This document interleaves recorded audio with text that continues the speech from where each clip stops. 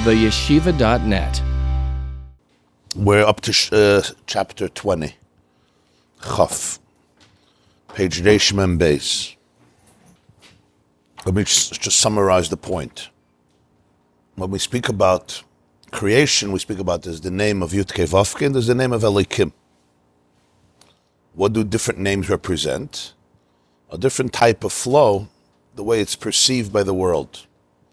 So he said Elokim is the name that comes in Lashon Yachid and Lashon Rabim, in the singular and in the plural. You have Elokah, but you have Elokim. You even have Elokecha, Elokechem, Elokeinu, right? Yud Kei Vav Kei is Yachid, one, doesn't come in different forms. The reason for that is, Elokim represents Koyach HaPoyel B'Nifel, which means the divine energy that vivifies, that gives chiyus, that creates and gives chiyus to every created being, and each one is diverse, each one is distinct, and there's so much differentiation. As he explained, our planet is a planet in which you notice immediately diversity. And that's in the physical world. In the spiritual world, it's even more that way. Marabu masach. As he elaborates, the daimim, the tzemech, the Chaim, medaber, so many different types of nivrayim. Within each type, there's so many different types, types within types. You say this fish and this people, but within fish itself, how many types of fish? It's not Hashem created one type of fish, you know, or one type of person, or one type of mammal. There's animals, but how many types of animals? And even within one species itself, each one is unique. Like we have with people. No two people are alike. You may share 95.5% of the DNA of your parents, which is why children profess and carry so many of the characteristics of their parents. The Mishnah says in Eidius, Ha'av Zeichel B'noi, B'noi, B'shisha Dvarim, B'noi, B'koyach. So many of the characteristics of our progenitors come into us, but there's still a unique imprint that makes you, you. It's a tiny little difference, but that tiny difference is yeah. Chayev Adam Loima B'shvili Nivra Ha'olam. We all come from one source. So that's the diversity of creation. That diversity is not a mistake. That's the tachlis, that's part of the bria. So that diversity exists in the energy that creates the world, in the spiritual energy. The physical chemistry that defines every created being is really a manifestation of the spiritual chemistry that creates every divine being. And that's Shem Elokim, that's what Elokim represents. By the way, that's why it says in Kabbalah, the Parshas writes, Rabbi Moshe Cordovero, that Elokim is Begematria Hateva. Aleph, Lamed, Hey, Yud, Mem, we learned a few times, is 86. It's the same gematria like the word Hateva, nature, the nature. Somebody came to me the other day and said, it's not. He made the cheshbon. So I told him, how are you spelling Elokim? He says, Aleph, Lamed, Kuf, Yud, Mem. So it's not how you spell it, sorry. It's how you say it, it's not how you spell it. You added an extra 95. But if you do Aleph, Lamed, Hey, Yud, Mem, you'll see that the cheshbon stimmt. It's right. So that's Elokim, Koyach HaPoyel B'Nifel. The Koyach HaPoyel in the Nifel, every Nifel is the created being, is different, is unique. So the Koyach HaPoyel is unique to be able to give chiyus to this particular person, to this particular organism, to this particular fish, to this particular angel, to this particular rock, to this particular plant, or tree, or shrub, or bush. And there's nothing outside of that. Bereshis bara Elokim, Eis Hashemayim v'Saaretz. And throughout Ma'aseh Bereshis, throughout the whole creation, the only name that's used is Elokim. The first 31 psukim, until the end of creation, no other name is used, only Elokim. Because essentially, Bria, creation, which is an act of absolute diversity, and incredible diversity, magnificent diversity, Diversity is Heichaltzu, diversity, diverse, is essentially from Elikim. So of course it's Lashon Rabbim. Not because Chas v'Shalom there's many Elikims. That was his question. Not because there's many, but from this one Elikim, there's so many different expressions and manifestations of life and of existence. Yeah. But then he says this Shem Yud-Kei Vavkei. Yud-Kei Vavkei represents Shema Yisrael Hashem Elokeinu, but Hashem Yud-Kei Vavkei Echad, one. It represents a nekud of Achdus, complete Achdus, unlike Elikim, which is Koyach Apel B'Nifel. He asked a question in Sif Yud, this was Sif Yud Ches, in Sif Yud Tes, the second chapter we learned last time. The Bria is not Shem Elikim separate from Yud-Kei Vavkei. It's through Shem Elikim, but everything is created b'dvar Hashem Shemayim Nasu. Yahalalu Hashem, Hashem ki yutzivu v'nivro. In Zoyar and in Kabbalah, Ginas Egois, Rabbi Yosef Giktilia, many Svarim say that the word Yud-Kei, the Shalah, Yud-Kei Vavkei is from the word Hoiva, Mehava, that's why he's called Yud-Kei Vavkei, creates, brings into being. Like we say, Haya, Hoiva, V'yiyah. So that's all in Yud-Kei Vavkei. Haya, Hey Yud Hey, and Hey Vav Hey, and Yud Hey, It's all there, all the three words. But the common denominator of all these words is existence. Being, B-E-I-N-G, being. And that's what Yud-Kei Vavkei is. It's the source of existence. So if existence has so much diversity, the creator, Yud-Kei Vavkei, Hashem, who creates existence, even though it goes through Shem Elikim, of course has that. Discussed at length. And you have four letters. The very fact you have four letters, you have a Yud, you have a Hey, you have a Vav, you have a Hey. And it says in Svarim that it corresponds to the four worlds, Atzilus, B'ri, Yitzir, Asiyah. Or within each world, if you break it down further, Chachma, Bina, Midas, Malchus, Yud, and the Hey, and the Vav, and the Hey. So at the end of chapter Yud Tes, the last few lines, he said we have to understand the Nekuda here. And what's the Nekuda? The Nekuda is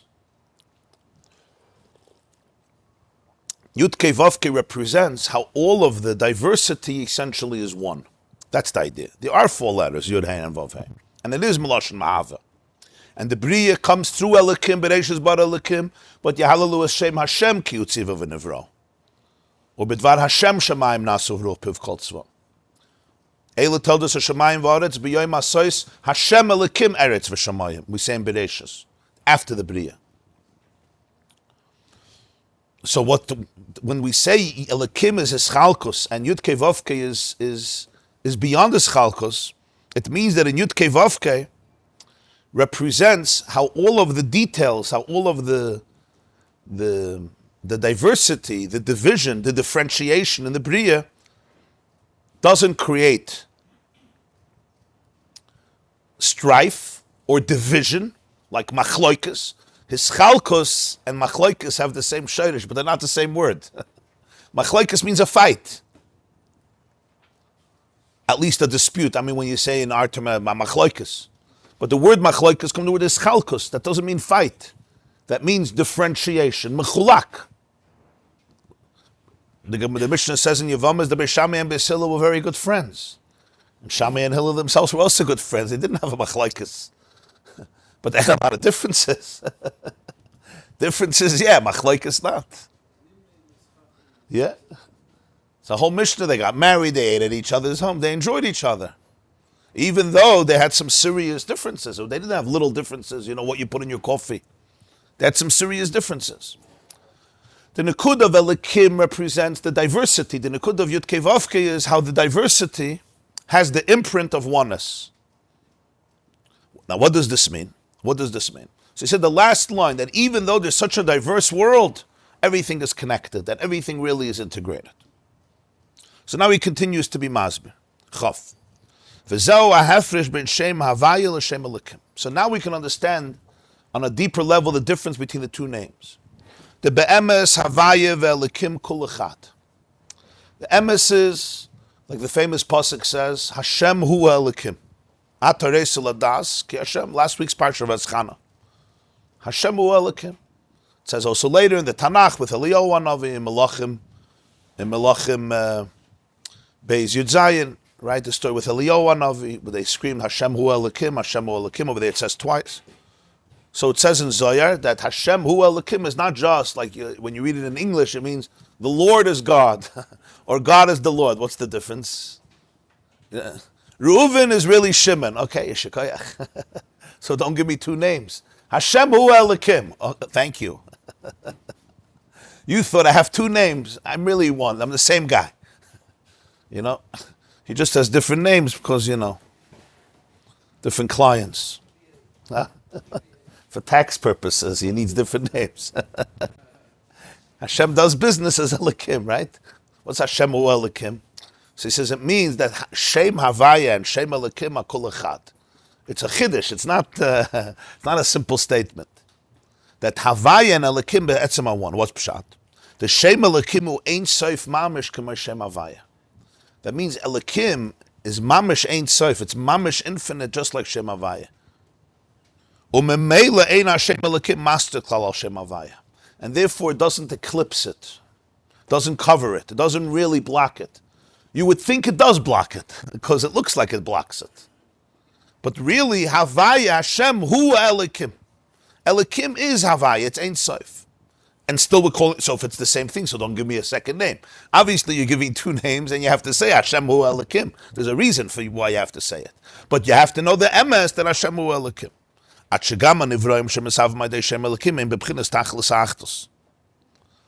what does that mean? That even all the created beings that emerged through the name of Elokim, and therefore you would think there's no Havaya here, Fakert it's Elokim, it's really all completely united.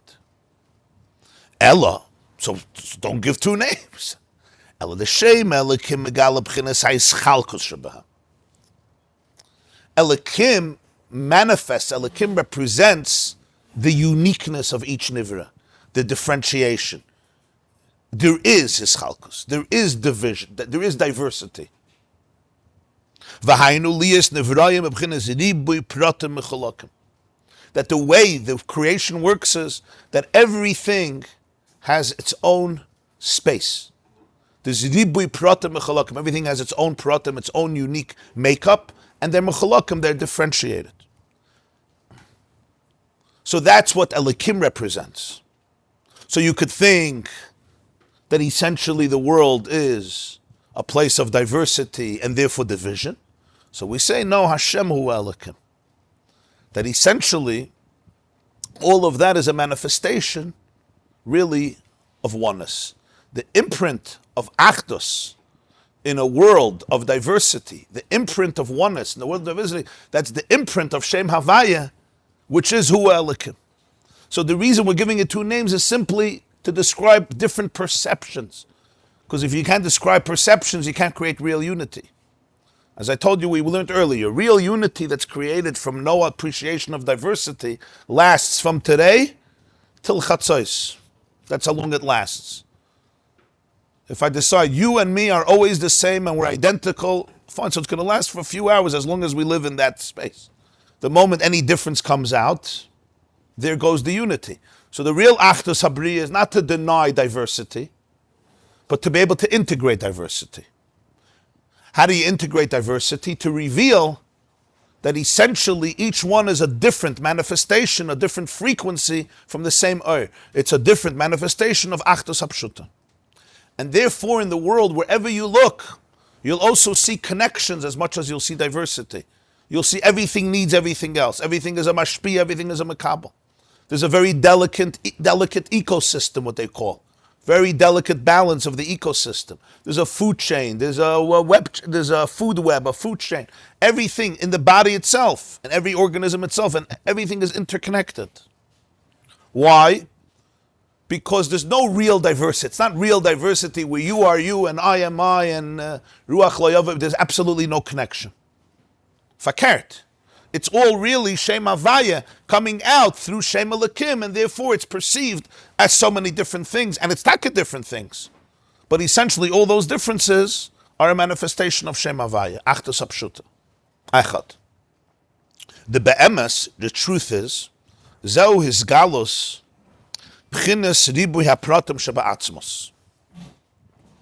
The truth is, it's mamash hafla of a fella, because you see it today, also from a physical perspective, from a scientific perspective, that the diversity essentially is achdus. Where do you see it? You used to think that in chemistry, that if you look at a created being and so many different types of things, it's completely different. It's made up of completely different yesaidas, different elements. With each passing year, they reduce it to the point that you learn that all of matter is comprised, literally all of matter uses the same material, the same stuff in order to create it. Huh? Yeah. Yeah. You have Higgs boson. And even the very fact, matter is made up of atoms that combine together to create molecules, and that's responsible literally for all matter in the world.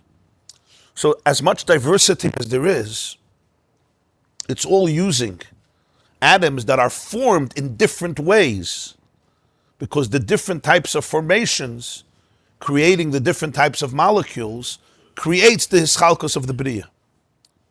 So you could look at two things, complete diversity, but really on another level, there's a nekud of achdus that connects all of them. The same is true when it comes to living organisms. Like I said in the previous year, Tuesday, every living organism today we know, and this is also a chiddush of our generation that they discovered, that in the nucleus, literally, of every cell, you have what they call the DNA, the genome, the code. And what is that? It's the blueprint, it's the recipe, it's the recipe literally and the directions. It's literally like a blueprint, like a program that guides the creation and the formation of every single cell in the body, 70 or 80 trillion cells, and exactly how to function. And every cell has a double copy of that code. And you're talking about a program, it's like a computer program, that is so complex and so long that it's incredible. I think it's like 3 billion, they call it letters, even though it's chemicals, 3 billion letters. And of course, you understand how small it is. And it's very organized because the sequence of those chemicals is exactly responsible for the life of the person or any living organism, and for the directions of how every single cell is created and functioning. Without that, all of life can't happen. And it basically uses 4 letters. What are the letters? A-G-C-T. A-G-C-T. Those are the 4 letters. 4 letters, yeah, but the different sequences is responsible for the diversity. So an unbelievable diversity, but 4 letters. It's interesting that it's 4 letters.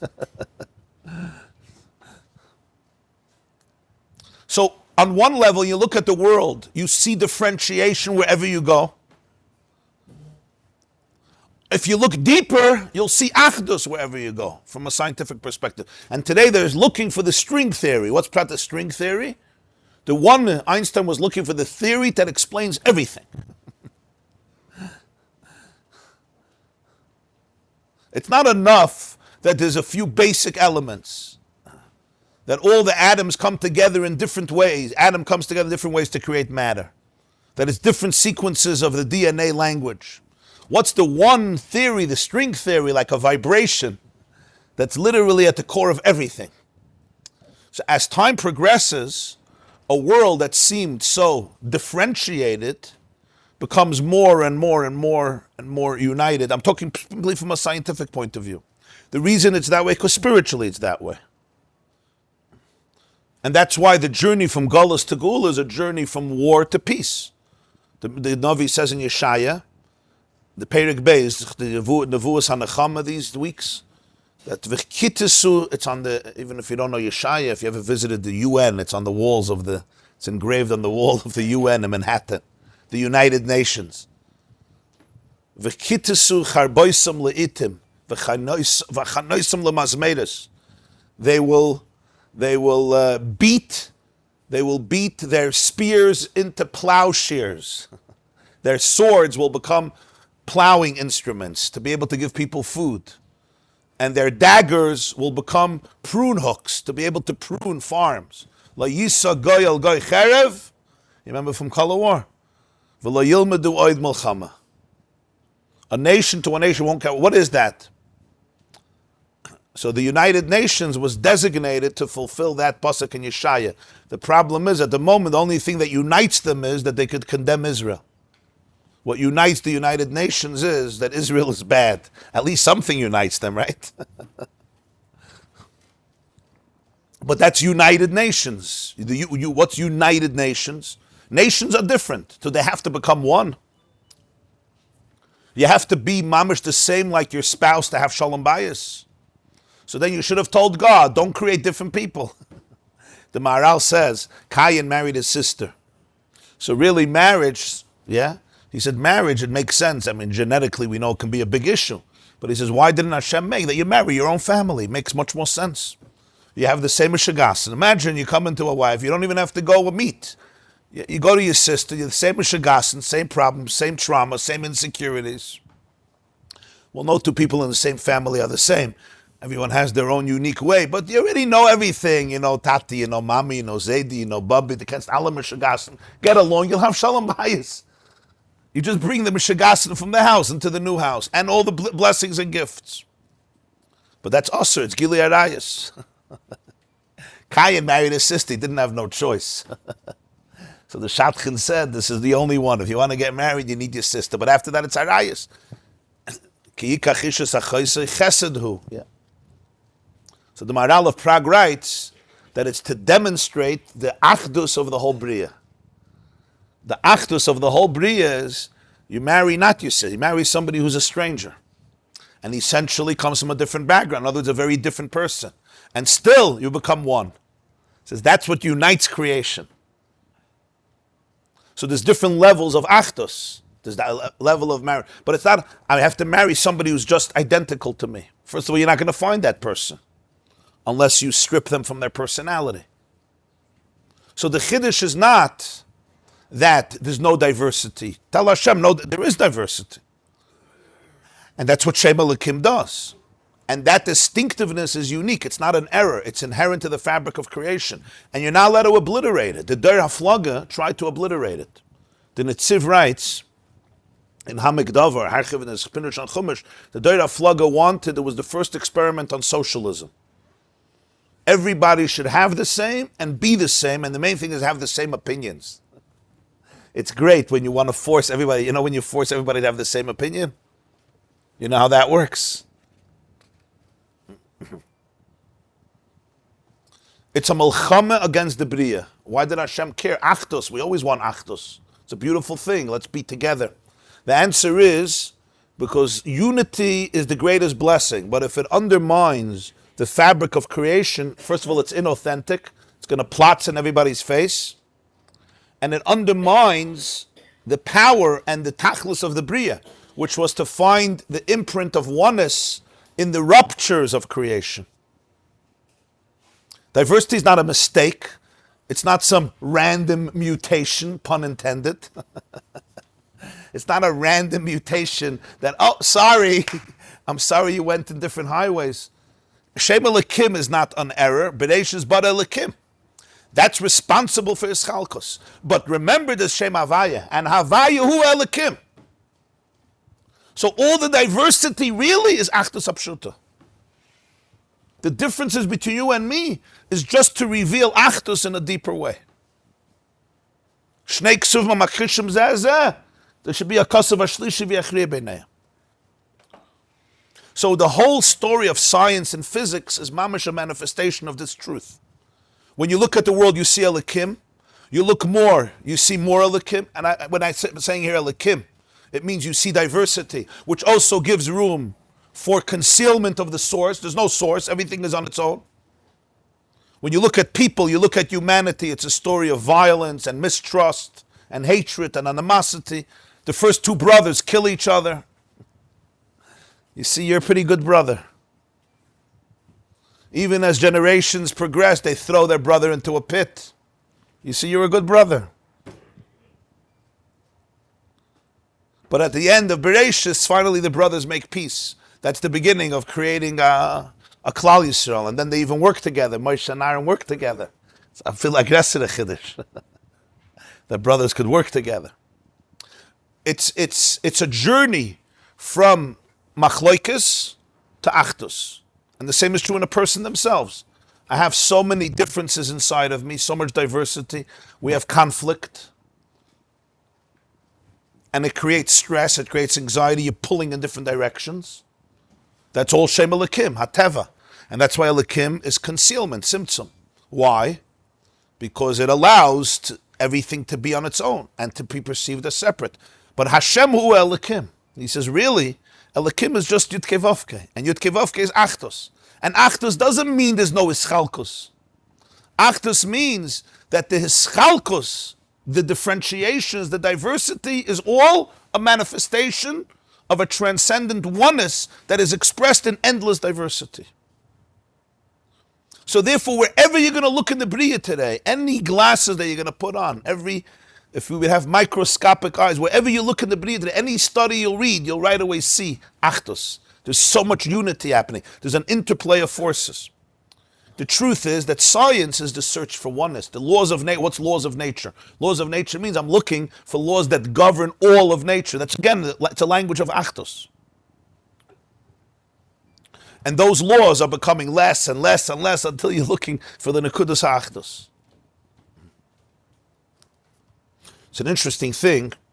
Already early man, when he started to study astronomy, so they noticed, like the Rambam describes, the Mahalach HaGalgalim, how the galaxies work in our solar system. So the formation is splendid, it's beautiful. But the general pattern is that you have, the way the Rambam describes, you have the center, the koich of the particular star, planet, as they call it, and then you have the galgal, which means, galgal means like, it's misgalgal, right? It circles around, goes around it. The orbit. And it orbits around the planet. And that's the system of astronomy. It's just a brilliant system. And today, we know that the number of galaxies, planets, is beyond what anybody can imagine. It's lo yu'uman. So that was the way you saw heaven working. In our time, suddenly, we started to look how Earth works. And the same is true concerning Earth, in terms of the relationship of the Earth and the sun. Right? The way they understood the sun revolving around the Earth, or even if another perspective, but that relationship. So that's the macro. That's the big universe, the planet and the cosmos, the big universe. Then in our generation, with the development of microscopes, they started to see how an atom works, which is the tiniest part. There, it's the big cosmos. And what's the structure of an atom? You have the nucleus of an atom, the center, and what happens? And the electron is evolving, literally orbiting. So it's like a picture. It's like the big picture of the universe is reflected in the tiny little picture of every single atom. Fractal. Yeah. Arich Arpen Ze'er Ampen. You know, when it's magnified, and then in a very miniature form, and a miniature form that none of us can even see it. The speed is so swift, and you're talking about space that is beyond our comprehension how tiny an atom is. It's crazy. One droplet of water, you have amount of atoms that you can't even, we can't even count the numbers. Sextillion atoms, it's one with zeros. It's crazy numbers, the amount, the smallness of an atom. But the exact same structure that exists in heaven, so to speak, exists in the tiniest chelik of the Bria. Why? Because it's Achdus. It's Achdus. And what's the structure? The structure is there's a center, and everything revolves around that. What's that? Right to Achdus. Olam katan zeha adam. It says, Chazal say, Olam, a person is a miniature world. In Koheles it says, Games ha'olam nasan belibam. The world exists in your heart. So It sounds like poetry. The world doesn't exist in your heart. Sorry. The world exists in the New York Times, not in your heart. It exists in somebody else's heart, in the editors of the New York Times. But the truth is, Gam Esolim Nasam Beliba means every Inyan in the big world, it's Beliboy. It's in the tiniest particle, it's in the tiniest atom in your own heart, in your own hand, in your own life. So that's the interplay between Havaya and Elikim. And now he takes it a step deeper to explain what this means even more. It's clear, everybody understands. Huh? What's incompatible? Incompatible. Incompatible means that right now, in order to create unity, you need boundaries. This doesn't mean that everyone I can take for a partner in my business. Doesn't mean you could marry every single person. I hope not, right? There's a bas called bas ploini leploini. There's different, let's say, there's different levels of achtos. Eish and Mayim, they're not compatible. That's not a machloikus. That's not a machloikus. It's appreciating the boundaries and the integrity. There's a mitzvah kilayim, right? What's kilayim? The Ramban says that if there's a species of a plant, it has integrity. You can't undo it. Don't just make me cholents and mishmash. Shali shalcha, shalcha shali. The Mishnah is not a fan of that. Shali shalcha, shalcha shali. It sounds beautiful, no? What's mine is yours, what's yours is mine. The Mishnah doesn't like it. And Pirkei Avos. Why? There's no boundary. There's no boundaries. And whenever there's no boundaries, ultimately it comes back to bite everybody. Because we don't live in a world of no boundaries. You can't. You could do it for a few nights in Woodstock. It's achdus for a few nights. Yeah. When you understand that Hashem hu Elokim, that boundaries are necessary for the achdus, like with fire and water. You make a pot, you take a pot, you put in the water, you put it on the fire. It's beautiful because you have a mechitza. Right? But that's how, the only way fire and water could become one. How? If you pour the fire into the water, you won't have fire. If you pour the water into the fire, you won't have fire. You put the fire on the water, it's going to evaporate. You put a mechitza, a pot. What happens? Beautiful. There's water, there's fire. Fire heats the water gets cooked. You can have a nice cup of coffee. It's a different type of achdus. You're right. It's not the achdus where there's no fire and water. And our world is Elokim, Shem Elokim. It's the achdus where within the diversity you could find that essentially it's all one. And in a way, it's a deeper achdus than the other achdus. Because the other achdus is one that transcends pratim. There's no differences. Fine. That's Yudke Vovke on its own, beyond any shaykhus to Heichaltzu, Hashem himself. Even beyond Yudke Vovke, beyond Oisius. But he says the real achdus is when you have so many pratim that l'cha'ira contradict each other, and yet you're megal achdus. That's much more real because that's enduring.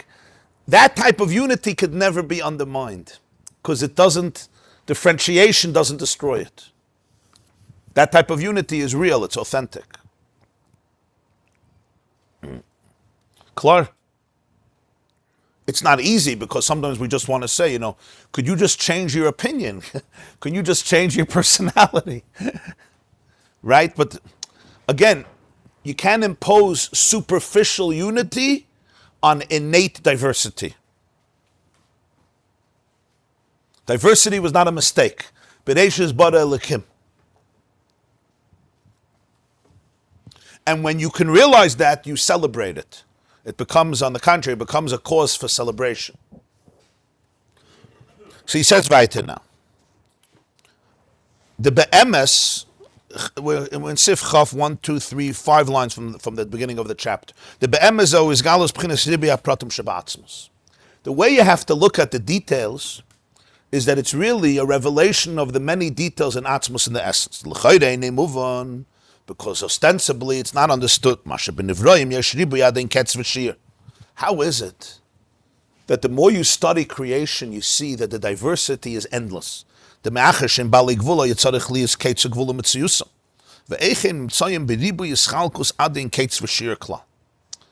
world is finite. So if it's finite has an end, has a boundary. So how is it that you see that such diversity and it doesn't end? So he says, Adin Shir, we can't even estimate it. Even all of our oisius, it's absolutely unique. L'cha'ira, a world that's gvul, a world that's finite, everything should be finite. The machlokes should also be finite. The diversity should also be finite. But you see, literally, diversity that doesn't end. Adin Shir. The answer is... No, so what's the answer? You understand what the answer is going to be? That's... Because it's not diversity, because it's Ein Sof. The Ein Sof mitzad hashleimus shaloi, Ein Sof infinity, because of its shleimus, because of its perfection. Hadei noisei ba'atzmei ribui adin ketz va'adin shir b'bchinas Ein Sof. He carries within himself endlessness. There's no sheer to Ein Sof. There's no measurement. Achakol b'bchinas ha'achdus b'bchinas yachid mamash. But in Ein Sof, everything is one. It's yachid mamash. It's singular.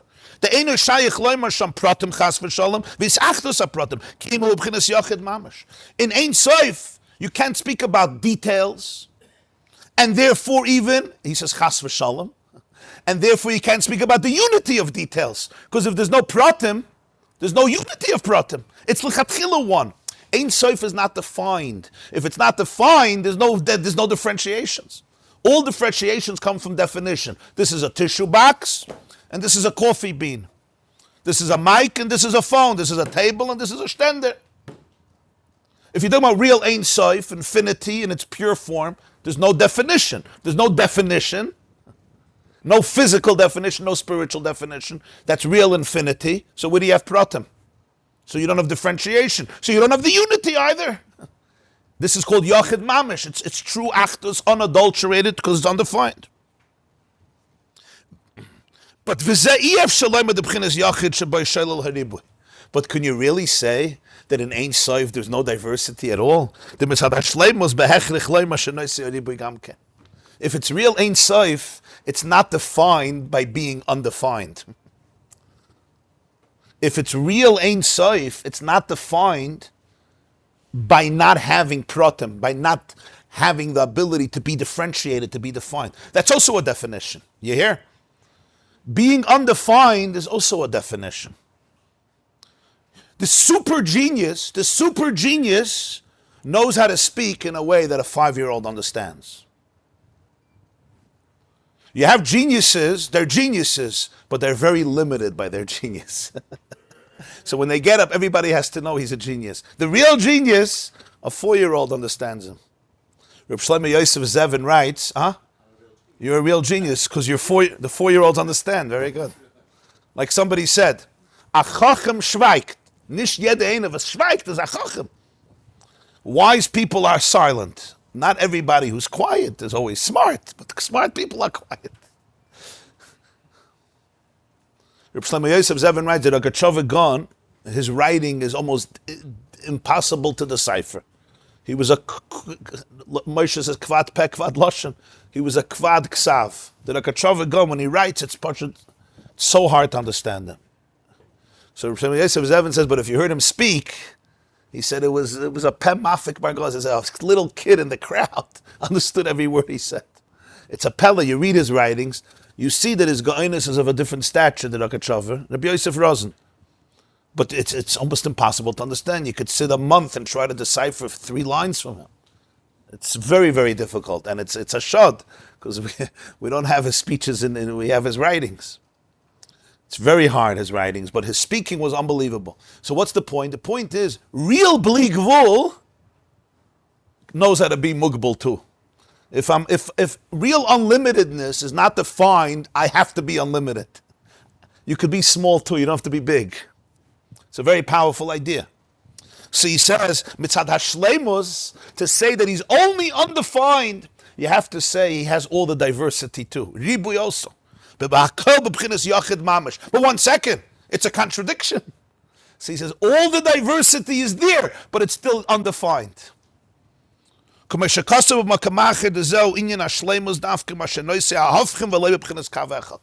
shleimus of Ein Sof is that all the paradoxes are there. It's not one kav. If it's one kav means I'm very good in this line. It's beautiful, but it's not Ein Sof.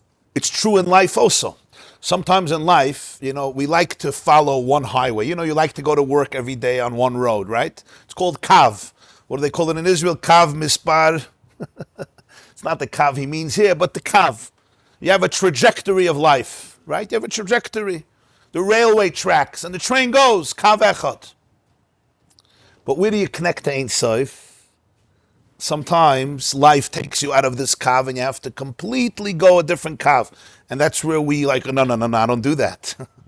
I don't do that. I don't do that. Why I don't do that? Because I define myself in a very limited way. So I'm capable of doing this. I once told a father, I think your child needs this and this type of relationship. He says, I don't do that. I said, take out the word I, and everything will be fine. You'll be able to do it. I don't do it. This is my comfort zone. But that's not Ein Sof. So in life, you're challenged to elevate yourself to a place of Ein Sof. Ein Sof is not limited. This is this kav, and now you need a different kav. And maybe the kav is opposite. Don't be afraid. It's fear. It's fear that I'm going to lose my identity. What does a comfort zone mean? This is where I'm comfortable. I'm going to lose my identity. What's going to happen to me? That's only if you're not infinite. If you're infinite, you're not going to lose your identity. On the contrary, you'll find yourself, your real self. So that it begins in Elikus. Ein Sof is never one kav. It's hafchim. So he says it's Yochid Mamish, undefined, and yet all the diversity is there. All the infinity is there and all the finiteness is there. Either paradoxes. He says over there, they're one. They're one. And you can have the paradoxes. It's not like there's a war in Ein Sof. There's the part of Ein Sof that says I'm infinite. Part of Ein Sof says, no, you're finite. I'm everything. I'm nothing. I'm Yochid. I'm Ribui. So it's like a huge fight. Who are we? They become one. Don't try to wrap your brain around this, like mathematically to make an equation. There's absolutely no definition, and yet all the definitions are there.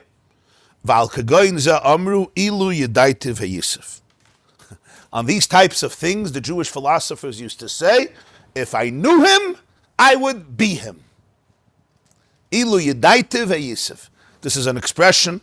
He says in the footnote, Sefer Eikev, Rabbi Yosef Alboy, 14th century, 15th century, Spain, Rabbi Yosef Alboy wrote a sefer called Sefer Eikev. He argues with the Rambam. Rambam holds there's 13 principles of faith, and he says 3 principles of faith. Malchius, Zechroinus, Shofres. So in Sefer Eikev, Mishnah Bais, Maimer Bais, Sof Perek Lamed, he has this expression, beautiful expression. If I knew him, I would be him. What does that mean?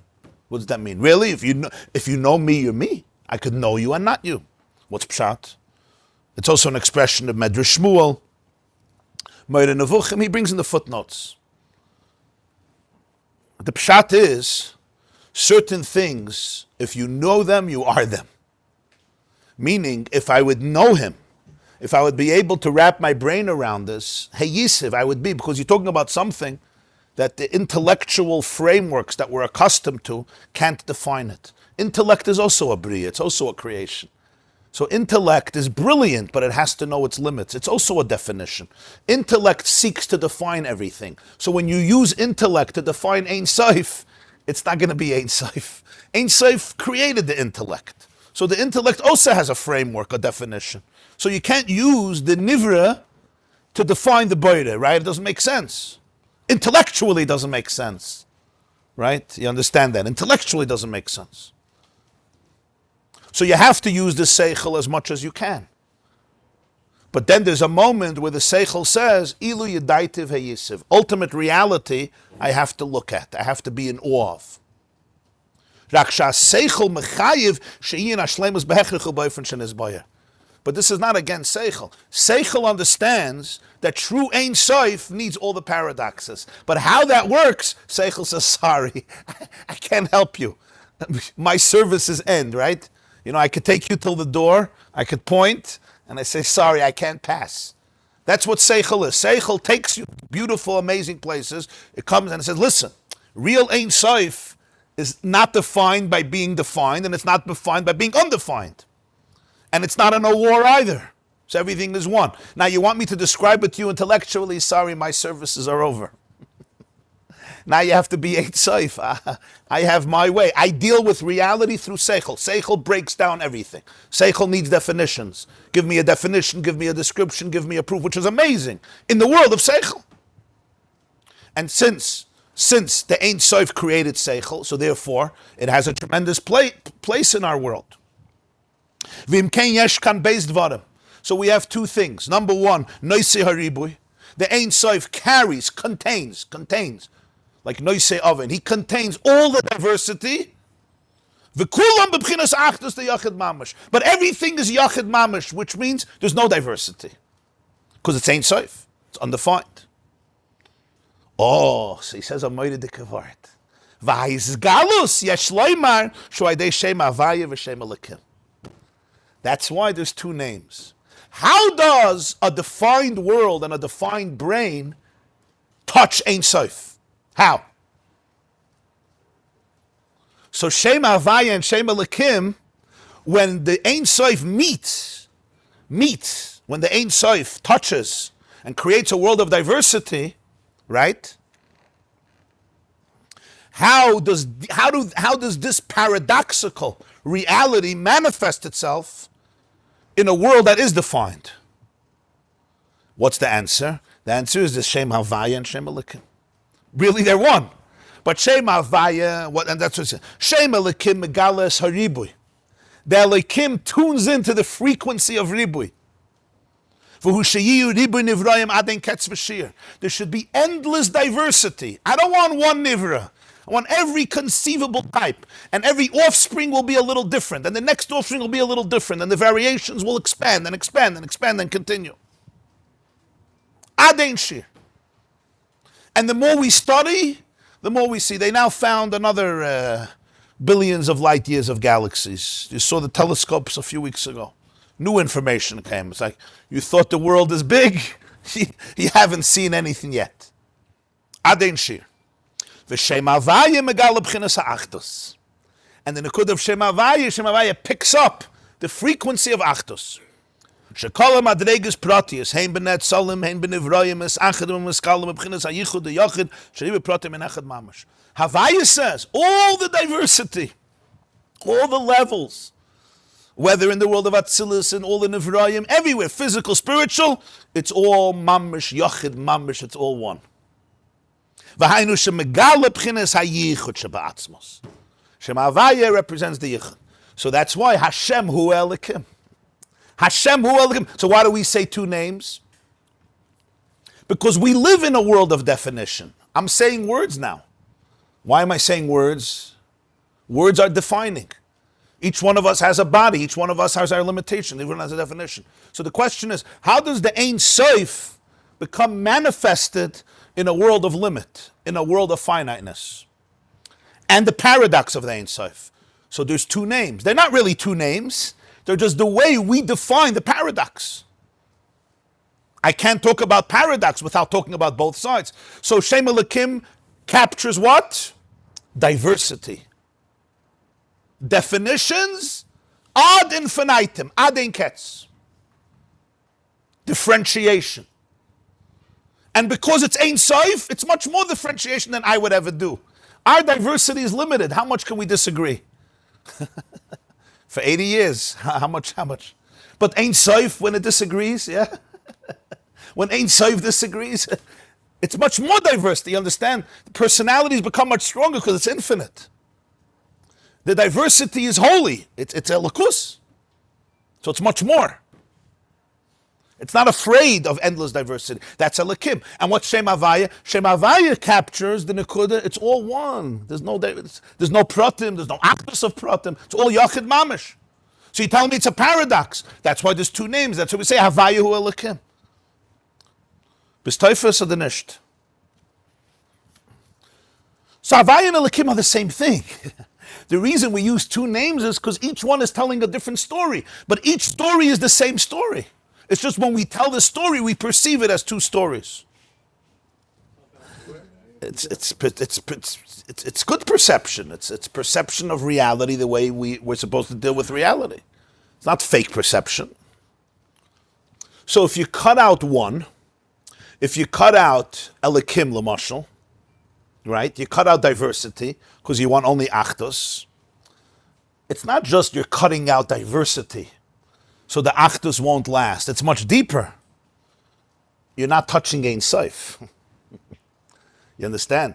You cut out Elokim, you say we want Achdus. It's not just the Achdus is not going to be real.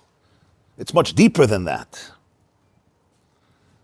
It's not Ein Sof anymore. It's not Havaya anymore. Because you're limiting it. Because for you, Achdus means Achdus. You understand? It's not Ein Sof anymore. Let's say we could create this unity where we're identical in this, but it's not the Achdus of Ein Sof. The Achdus of Ein Sof, you need Elokim too. If you have only Elokim and you don't have Havaya, so we have endless diversity. Again, I don't have the Ein Sof, because Ein Sof, everything is one. So Havaya, who Elokim? You have Havaya, you have Elokim, and both are emes, and both are different, and both are completely one. So why am I saying they're different?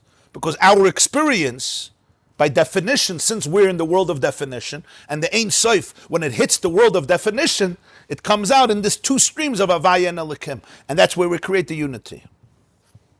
So whenever you're feeling a rupture in your life, whenever you're feeling rupture, not mechitza, a rupture, cracks, yeah, pirtzes, ruptures, right? We have ruptures in our lives, big ones and small ones.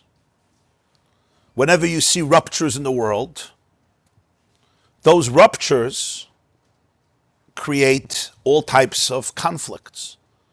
Conflicts in my mind, conflicts in my heart, conflicts in my character. There's the perspective of Heichaltzu. Perspective is that the conflict is very, very real. What's the perspective of Havayahu Elokim?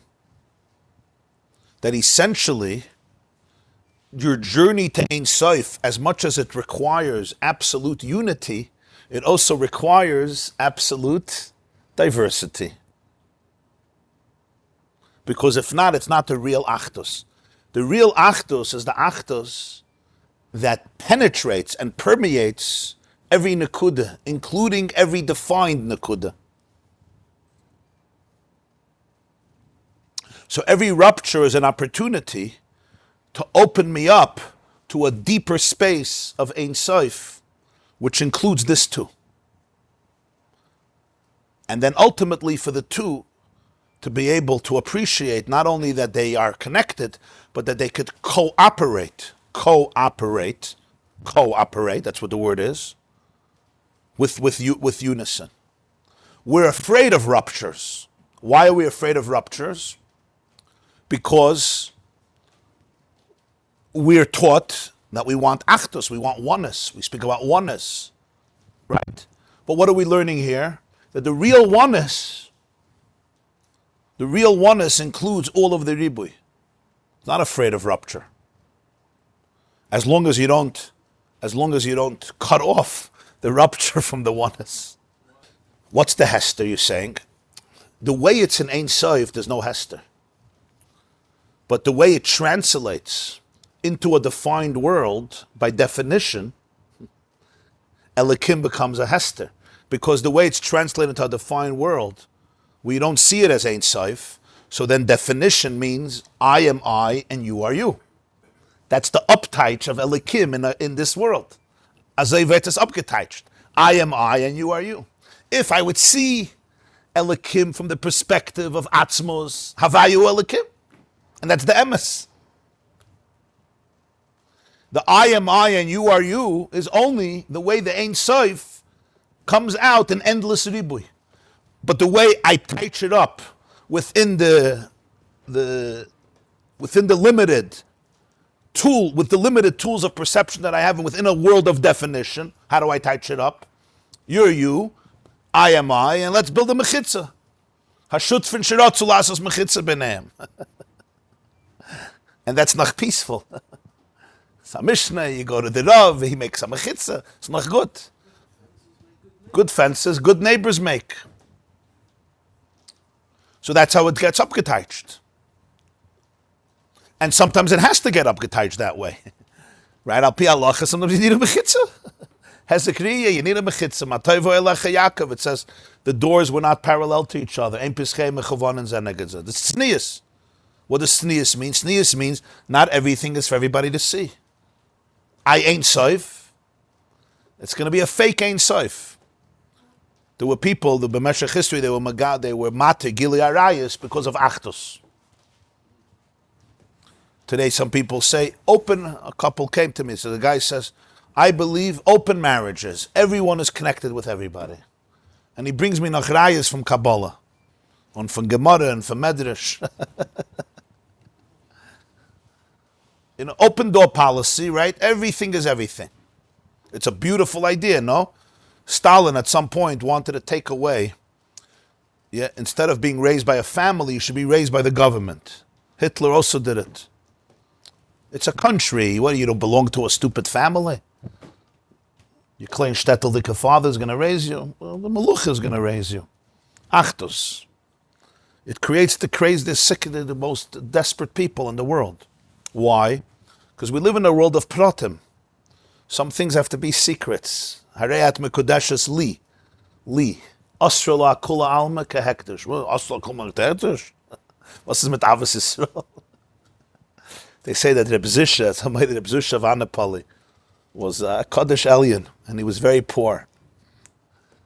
And a Yid gave him 50 ruble. It was a big thing for him. He was in shul, Erev Shabbos, he didn't have any money. He was being ma'avid the Sedra. And he had to go out for a few minutes. So he had to go out, so he left the money, he was chumash, it was ma'avid Sedra. He had a chumash in front of him. So somebody said, "You don't leave your money here. So he said, no worries. He put it by the words, loy signov. So who's going to steal it? Comes back, 25 ruble are missing. And it's by the word, the other 25, so the B'zusha says, look at the difference between me and him. When I have money, what am I thinking? Loy signov. And when he gets money, he's thinking, look at the difference. I'm saying, the B'zusha. He's the same person who told the person who came to him from the Maggid to teach him how to be thankful for bad things, that he never had a bad day in his life, right? Today. That he never had a bad day in his life. Somebody came to him when he came to Eretz Yisrael. He lost 5 children; they were killed. So he showed sympathy. He showed condolences. So he says, "Mit mira de eberste nargetan guts." So you live in a certain perception, a certain state of reality. So the B'zusha didn't even have a half a minute that the guy was a nidde trechtek in Kanef. He didn't, and the truth is he was seeing a pnimius, maybe the person himself didn't see. So we live in a world of boundaries, a world in which some things need to remain discreet. So you have to respect that. That's Shem Elokim. From that could also come Hester. Because it's Gvul. It's Gvul in the terms of Gvul. But how does Ein Sof translate in a world of Gvul? And the answer is, Achdus creates space for diversity, and diversity creates space for Achdus. It's in the symphony of diversity, in the symphonic unity of diversity, that we touch Ein Sof in our world. In Ein Sof itself, it's mamish, not defined and not undefined, and I can't talk about it. Ilu Yadaita V'Yisef. How does that translate in a world of definition? The answer is when diverse forces and people and energies all create space for each other, and they all come together in unity for a larger transcendent oneness without the need to cut out and amputate and compromise and destroy the unique contribution. And it's a paradox, and we always pull in one direction or another direction. But if you pull in one direction over another direction, it's not going to work because it's not emes. It's even deeper than that. The reason it's not emes is because you're separating from Ein Sof. As much as Achdus is Ein Sof, Heichaltzu is also Ein Sof. The Herst, every Musa speech, especially now, is about Achdus. Yeah, no lashon hara, Achdus, Achdus, Achdus. So somebody once asked me, the fact that we have to talk about it so much, doesn't that show that it's not possible? Right? So why is everybody fighting? So you have to really understand what this means. Because Heichaltzu, it's not like if we should do abracadabra kadu, right? And we make this beautiful Achdus. Heichaltzu is not a curse, it's a blessing. Because it's a blessing, it's not something that has to be dismissed. It has to be embraced. You need a type of Achdus that's not threatened by Heichaltzu. It integrates Heichaltzu. And what's the testing ground for that in society? The testing ground for that is, according to the Maharal, the testing ground for that is, the biggest experiment of this type of Achdus is in marriage. So you have Shisha Sidrei Mishnah. The whole Shisha Mishnah is machloikas. Almost every Mishnah has it, not every, but almost every Mishnah has an argument. The first Mishnah already has an argument, till when you could say Shema at night. Rebbe Lezer, Reb Gamliel, and the Chachamim. 3 opinions. The next Mishnah Vaita an argument, when you could say Krishma in the morning. The next Mishnah Vaita an argument. Do you have to stand? Do you have to sit? Do you have to lay? Do you have to this? What's the last Mishnah of Shisha Sidrei Mishnah? Loi Motza, Rabbi Amar, Rabbi Yosef Echad, Loi Motza, Kadosh Baruch Hu Kli Machzik Bracha Li Yisrael, Ela HaShalom. Really? You couldn't say this in the beginning of Brachas and avoided me 10 years of fighting with everybody? You just got the memo. But that's the Nakuda. You understand? The Shalom is a different type of Shalom. It's not the Shalom that negates the Shisha Mishnah. It comes from it. And when you could see Heichaltzu from the perspective of Ein Sof, you could see the oneness within the diversity. And you could see the diversity within the oneness. So he finishes, he says, Al Piza Yuvin Mashakosov Shema Yisrael Hashem Elokeinu Hashem Echad L'choyre Havalei Lememer Hashem Yochid Shemoyre Al Achdus Yosem Meyechad Ki Yadu Mavur B'Makamach and Afresh B'neh. There's 2 words for Achdus in Lashon Kodesh. There's Echad and Yochid. Very big difference. Echad means there could be a Sheni. Like we say Yom Echad, Yom Sheni. Yochid, we say well, the Echad, Yochid, Umiyuchad, right? What's the Echad and Yochid? Yochid is singular, completely singular. So it's a much higher level of Echad. But we say Shema Yisrael Hashem Elokeinu, Hashem Echad, not Hashem Yochid.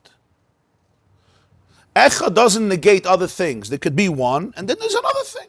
This is Echad, right? Yom Echad, and there's Yom Sheni. Doesn't mean there's no Monday.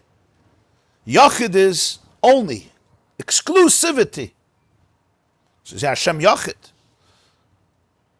Acha inyan hu de be'emes Echad zeh ubchinas Yochid. Shal zeh nema yesh Echad ve'in Sheni lo. When we say Echad, we mean Yochid, like it says in Kehelas as an expression. There's an Echad without a Sheni. So why do you say Echad? She'enoi Echad hamonoi v'lo yisachtos hapratim.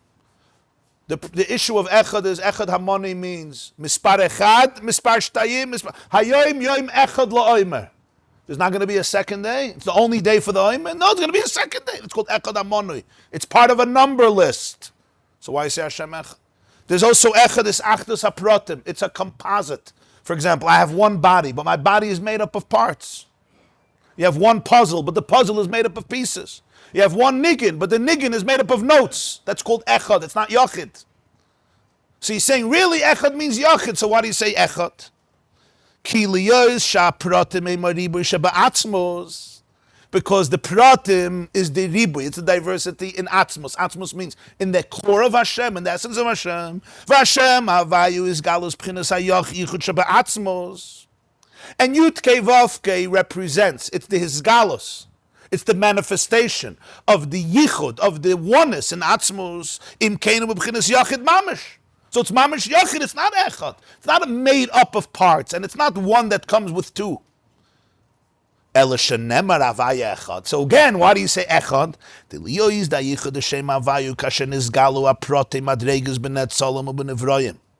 Hashem the Havaya miyachadam kanal v'lochein nemer Havaya echadim oya nemer yachid lo yinu yodim shekoyel is galus haprotim ki mal b'chinas ha'atzmus k'moy shu b'atzmusoi l'zois nemer Havaya echad degam la'acher sheniz galu b'chinas protei net solam van nivroyim b'ribi protei madregis hareyum misachadim u'miskalalim kulam b'shem the Havaya liyas b'chinas yachid mamish. Tafasta? He articulates it beautifully. He says, what's Shem Havaya? The galus of the yichud of atzmos. That's yachid, it's not echad. So why do you say echad? Because the nekuda of Havaya is not the way the oneness is in atzmos. Over there, there's no names. Not Havaya, not Elikim. Over there, it's mamish, one lechatchila. You don't even use the name Havaya. What does the name Havaya represent? The way the yichud comes out in the world. The imprint of oneness in a world of diversity. In a world where there's a fissure, where there's, what do they call it? Fissures. A world where there's a fissure, there's Heichaltzu, there's friction. That's where the Achdus comes out. That's the Chiddush of Havaya. Havaya Echad. Oh, of course you say the word Echad. If you would use the word Yachid, you would think you're not talking about the way the Pratim come out in a manifested, revealed way. You're talking about the Achdus, the way it's an Atzmos, where undefined and defined is all one because it's Mamash Ein Sof. That's not the Chiddush of Shema Yisrael Hashem Elokeinu Hashem Echad. Here is Ma'aseh Hashem Elokeinu Hashem Echad is the way that oneness impacts and is infused and is demonstrated and redefines the world that is diverse. When the pratim come out as pratim, as details, with his shali and his shalcha. So that's why it says Havaya Echad. That even when there's pratim, so l'cha'ayda, it's made up of many pieces. The world is not one. The world is not one. It's not made up of one part. It's made up of infinite parts. It's one niggin. It's all me'uchad. That's echad. Echad is, like we said, murkav. Not because it's really murkav, it's not. But because it's the way the yachid comes out in a diverse world. So how do you define that? You say Hashem Echad. Oh wow, it's so late. So how do you apply this to your life? Reb Shlomo Ibn Gabirel has a poem, yeah? I run away from you to you. So you stretch they sometimes compare, the Big Bang, they stretch the rubber band, as far as you can go. You don't have to be afraid. Because it's all one. Okay, Kitzer. Ein Sof Noisei HaRibui V'hu Boi B'B'chinas Yachid. Ein Sof contains Ribui, diversity, but in him it's all singular. Shem Elikim Megala B'Nivroyim HaRibui. Elikim actualizes the Ribui. Shem Havaya Ha'achdus the Yachid. Havaya Echad is Achdus HaNivroyim B'B'chinas Yachid. It's the way the Nivroyim have an Achdus of Yachid because it's really a Gili of Yachid. So what this means is, what we're learning here is, it's a huge yisoid in Pnimi Satira. You speak about madregas, always madregas, levels, spheres, shemas, oilamas, right? So it's always defined. There's this and there's this. There's this and there's this. There's this and there's this. There's this and there's this. And here he says, no. There's only one. Atzmos is one. So what are you giving me all these names? So that's the Edelkeit here. The names is to articulate the nekuda that's being brought out here. Havaya articulates the nekuda of Yachid. Elikim articulates the nekuda of Ribui. It's completely one. There's no different madregas. Everything is one. The reason we have all these names and sfiris, oilamis, it's all because you want to bring out the oneness. How do you bring out the oneness? Through differentiation. Because the oneness is full of paradoxes. It contains everything. So in a world of words, how do you bring out the silence that includes silence and words simultaneously? How? So you have the words that express the silence, and you have the words that express the words. So all the divisions, all the differentiations is really capturing a certain nekuda and atmos, which is really one. But in order to integrate that oneness in a diverse world, so you have the different names that are just saying, here you have the perception of ribui, here you have the perception of achdus. And it's really one nekuda. Okay, we'll take a break here. Be'ezer Hashem, we'll continue Monday morning, 7:45 a.m. Have a beautiful day. Want to give a big mazel tov to the Moshe, Shabbos Ufru finish. Rein b'shah toivo mitzlachas, and a binyan adeyad, nasach nachas, la'irichus yamim v'shanim toivus. Machtan Ufru finish Shabbos. Tafasta? You're more comfortable with Havaya or with Elokim, with Achdus or with Ribui? Where are you more comfortable? He doesn't say there's no difference. He doesn't say there's no difference. He says they're one. It's not duality. It's not duality. Real polarity is real unity. And real unity is real polarity. Actually, in duality of the world, you can actually find the unity. That's why in duality you want to find the unity. That's where you'll find the unity. If it's really one, you're not going to find the unity only in unity, you'll find it in duality. You understand? In duality you're going to find it. And that's why sometimes the deepest forms of unity are found in the paradoxes of creation. In the crazy paradoxes. Paradoxes should split everything apart. That's where you see the unity. You see it in relationships constantly. The real achdus is the achdus when people can bring together their differences, not deny them. The deepest moments, and you'll ask any couple that has you'll look at any couple that has a really beautiful marriage. Part of the beauty of it is the tremendous respect for the boundaries, for the diversity. And the ability to bring that into the relationship without ignoring it. There are other madregas. There's people, they ignore it. You're deaf, you're blind, you don't see, she doesn't look, he doesn't look. You work around it. You work around it. Which is, in our world, it's also not so bad always. You don't see certain things. But that's very limiting. Why? Because there's a certain part that you don't go there. So I get along with you, just, right? It's like I know two siblings live here, and when it comes to politics, they're like, today everybody in America is so divisive, but they're like on the furthest extremes. But they get along very well. So I asked one of them, how do you get along with your brother so well? He says, we don't talk about it. He says, when the president was elected, we don't talk about it. It doesn't exist. You talk about what you're doing for Shabbos. You talk about how you're feeling. You talk about where the kids are for the summer. You don't talk about it. Now, you have to respect that. That's a big thing. They don't want a machlokes in the family. It's a nice thing. You don't talk about it. Nish gefährlich. It's not bad. It's not bad. Better than a cold war. Better than a hot war. Yeah. You know, shalom, right? Hineni neislan is brisi shalom is a vav katiya. It's a cut of vav. It's a brach and a shalom is best of ya machlokes. It's a cut off vav. A broken shalom is better than machlokes. It's not perfect shalom, okay. But it's much better than killing each other and fighting, and you can't talk to each other and can't come to a bar mitzvah, you can't come to a sheva brachas. That's really, you understand? But that's not what we're talking about. You'll see, however, if every person could show up with their full personality and the other person is not afraid. Or appreciate it. And over there you could connect. Even sometimes with teasing each other. Teasing from a respectful place. It's like, I know who you are and I get it, and we could laugh about it together, and you don't feel threatened by me, and that I don't accept it. You can even tease each other in a cute way, but most of the b'dichasa, right? You'll see that's where the real real unity happens. Why? Because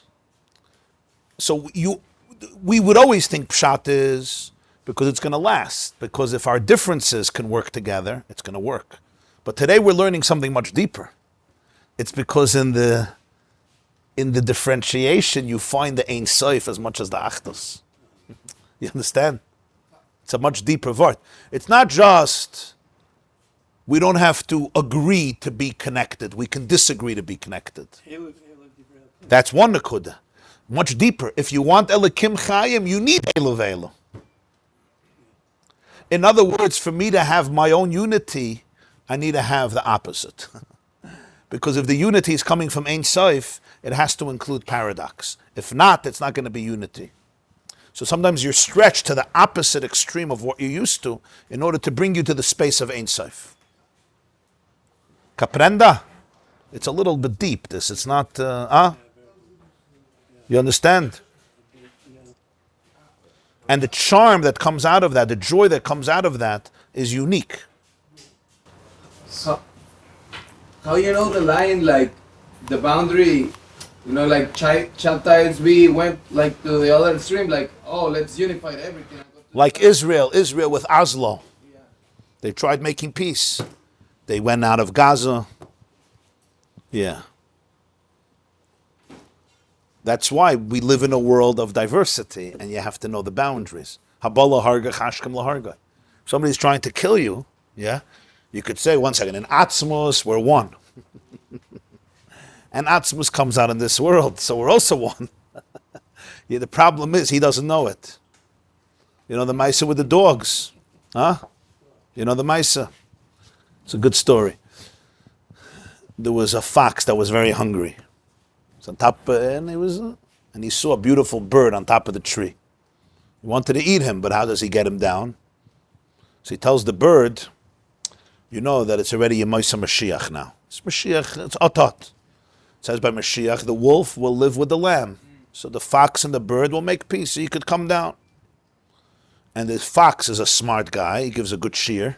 So he gives a beautiful presentation about Mashiach and Geula, and oneness, and achdus, and avos Yisrael, and the bird is convinced, and the bird starts making its way down. As the fox is giving this whole speech about Mashiach, the hunters come into the forest to hunt. And they send out the dogs to smell out the animals. So the fox hears the dogs barking, and the fox starts running. The bird says, "Vuloifsta, where you running?" He says, "The hunters are coming to shoot me. They're going to kill me. I can't stay here another second." He says, "You just told me as Mashiach is gekommen and we're all at peace, and I could come down from the tree, you won't eat me." He says, "Emes, aber the hint gläuben nicht to Mashiach." Verstehst? The dogs don't believe in Mashiach. The hint gläuben nicht to Mashiach.